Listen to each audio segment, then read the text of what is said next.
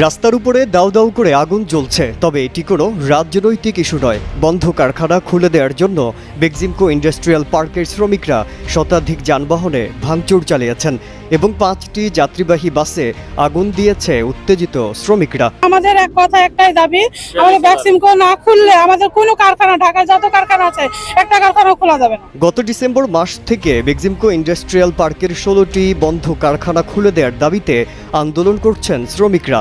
এই কারখানাগুলি খুলে দিলে তাদের কর্মসংস্থান ফিরে আসবে, কিন্তু দীর্ঘ সময় ধরে কোনো সমাধান না পাওয়ায় প্রতিবাদে রাস্তায় নেমেছেন বলে জানায় শ্রমিকরা। আমরা এখানে আইছি বেক্সিমকো যে দাবিটা নিয়ে আইছি, আবার আপনি 16 তারিখ থেকে আপনি 22 তারিখ পর্যন্ত পোলাপানারা যে কষ্ট আছে, যে অবস্থায় জীবনযাপন করতেছে, এটা কিন্তু করাটা যায় না বা কিছু হয় না।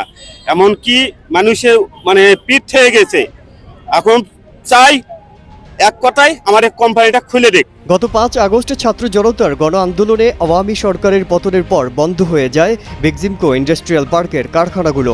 দীর্ঘদিন কাজ না থাকায় বেকার হয়ে পড়েছে হাজার শ্রমিক। অন্য কারখানায় চাকরি নিতে গেলেও তাদের নেওয়া হচ্ছে না বলে অভিযোগ শ্রমিকদের।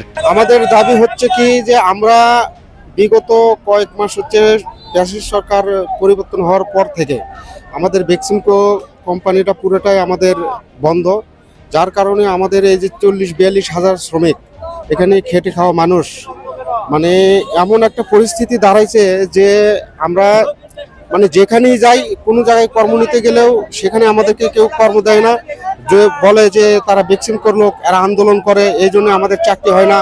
গতকাল মোজার মিল এলাকায় শ্রমিকরা বিশাল সমাবেশ করে কারখানা খুলে দেওয়ার দাবি তোলেন। তারই ধারাবাহিকতায় বুধবার বিকেলে আন্দোলনকারীরা চন্দ্রা নবীনগর মহাসড়ক অবরোধ করেন।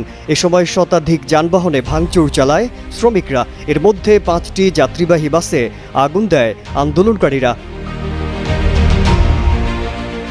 এই সহিংসতার ঘটনায় দুঃখ প্রকাশ করেছেন বেক্সিমকো ইন্ডাস্ট্রিয়াল পার্কের জনসংযোগ কর্মকর্তা তরিকুল ইসলাম।